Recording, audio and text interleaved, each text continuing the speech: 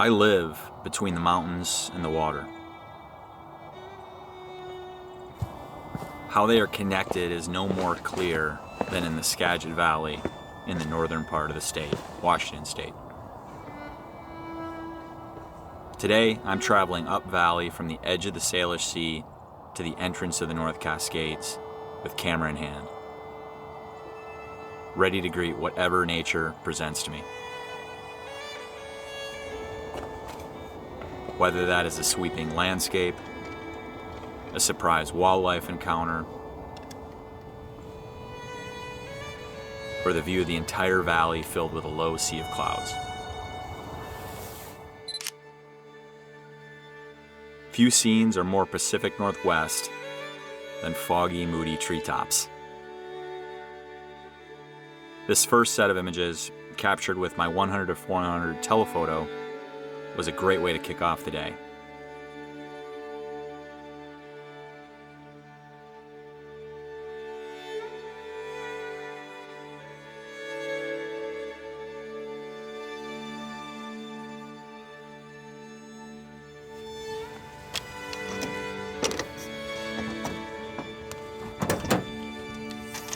Well, welcome to the Skagit Valley. This is one of my favorite places in Washington State in the Pacific Northwest, but frankly, I don't share about it much. I don't discuss it much. It's often a place I'm driving through to get to the mountains, and in particular the North Cascades, but it is home to some of the most beautiful geographical features: mountains, flatlands, coastal scenes, the river itself, the Skagit River, which is one of the most amazing watersheds in the region, as well as a whole host of wildlife. So today is all about diving into this particular area and region and hopefully creating some beautiful visuals with my camera. Well, one of the big obstacles that I'm going to be facing today is the fact that I'm a bit limited in mobility. I am nursing a leg injury, a calf strain, and doctor's orders. That means no hiking, mountain climbing, certainly no backcountry skiing. So I am going to do what I can from the road and some short walks, and I think it's going to be a great day regardless.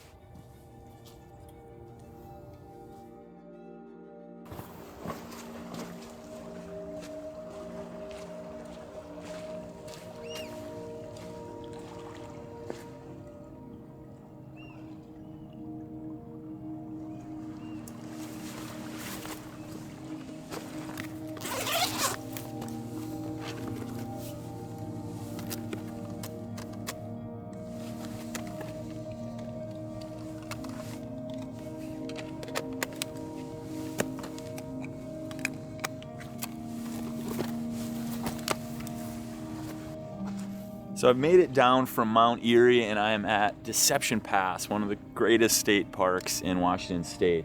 Down near the shoreline, it is cool, it is crisp. Luckily, I'm not fully engulfed in clouds and fog. This island offshore has caught my eye. I took off my telephoto and I busted out kind of a unique lens that I owned. It has at least a unique focal range, 20 to 70. And I'm just gonna capture some shots here. Have the polarizer on. Since I'm shooting water, I kind of want to cut down on that glare.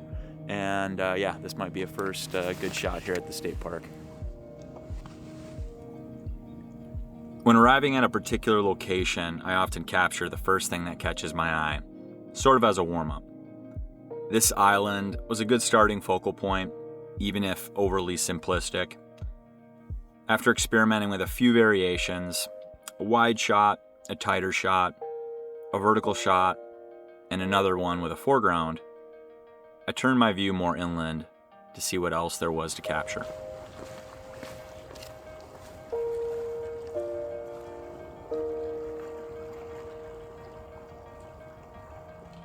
Well, I've been here for about 20-30 minutes, and I enjoyed shooting that island as a kind of a first composition or variety of compositions, but the clouds over here have been in and out, and it's been really fascinating to watch. So I decided to put the telephoto lens back on and check these things out. Oh my God. Just spotted a pair of otters.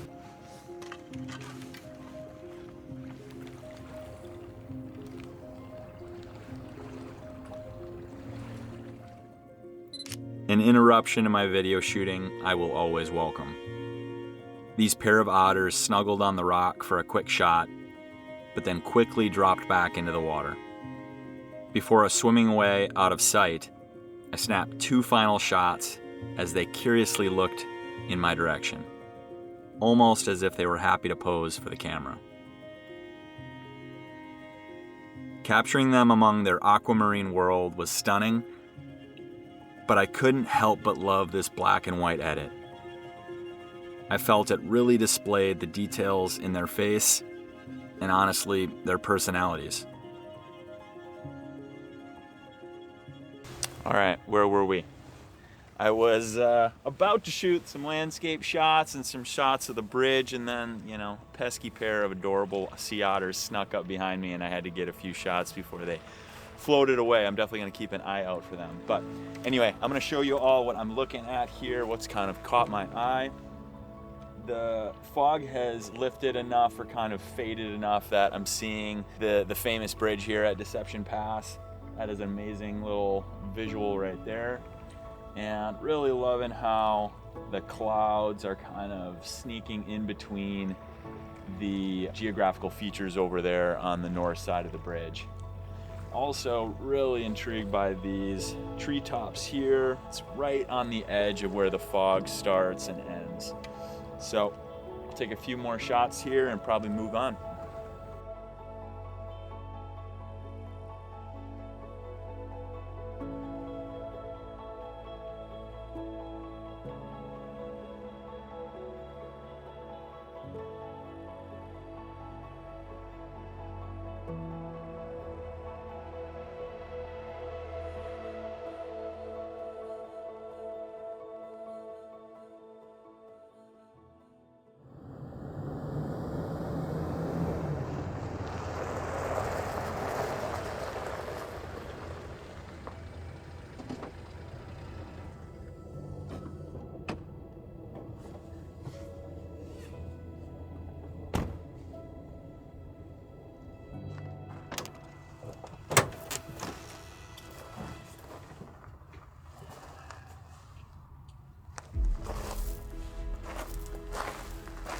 Well, I know this doesn't look like a location or even conditions that I would ever photograph anything in, but this is the spot in the Skagit Valley where I am most likely to see owls or other birds of prey. And to make that job as easy as possible, I have the one and only 600mm f4 lens. This is by far the biggest lens I've ever held in my hand, likely the most expensive lens I've ever held. And it is going to be my ticket to hopefully get some beautiful wildlife images. There's not a ton of activity at the exact moment, but when it comes to wildlife photography, the key is patience. So I'm going to give this a good hour or two. It's middle of the day. I still have plenty of time to head further up the Skagit Valley, a little closer to the mountains to finish off the day. And I'm going to give this my best shot.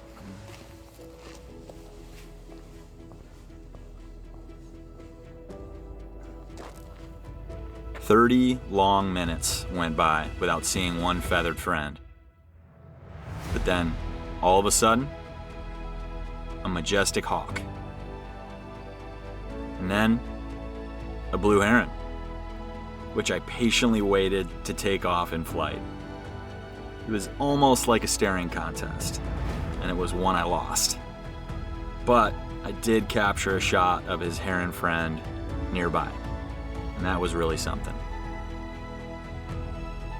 And then, the star I came to see, the short-eared owl, way off in the distance.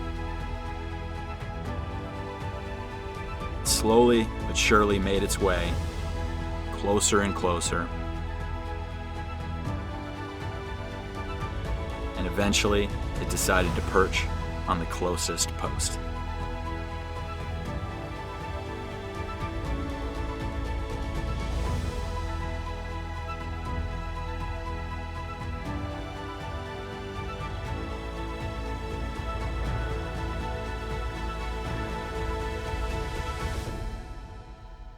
Lastly, the great bald eagle, a pair right along the Skagit.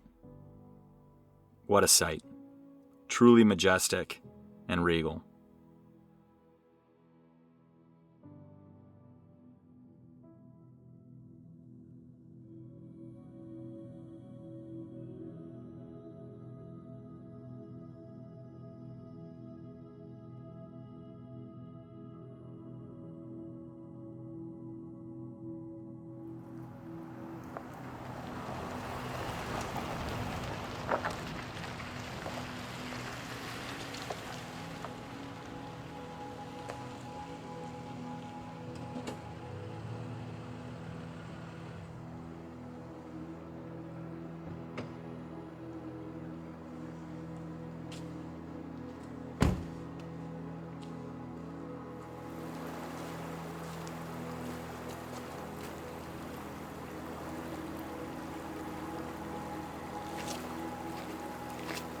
Always a sight to see.